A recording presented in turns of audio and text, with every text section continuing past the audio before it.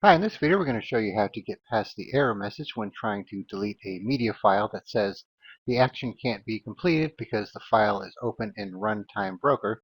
So let's say we're playing this MP3 file here and we decided we want to delete it. We get this message here. The action can't be completed because the file is open in Runtime Broker.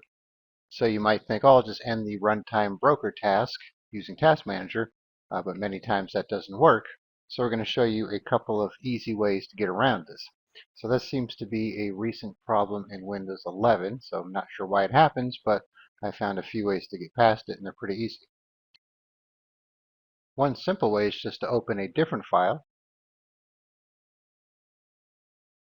Now we go back to this one, and now all of a sudden we could delete it. All right, let me show you another way. So let me trigger the error here.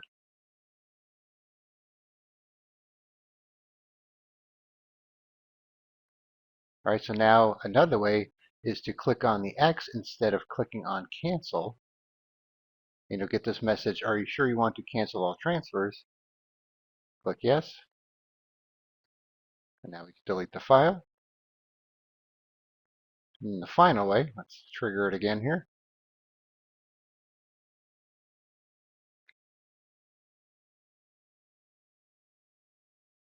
So the last method, you could just rename the file.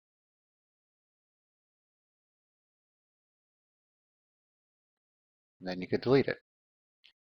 All right, so go over those three methods again here. So the first method just involved opening another media file here. And then once you close it, you could delete the original. And then the second option was to click on the X here instead of clicking on cancel.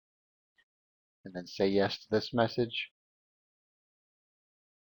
And then the third method was just to close Media Player, and then you could rename the file and then delete it from there. So hopefully this does not continue to be an issue because it's kind of annoying, but at least now you know how you can get around it. All right, thanks for watching, and be sure to subscribe.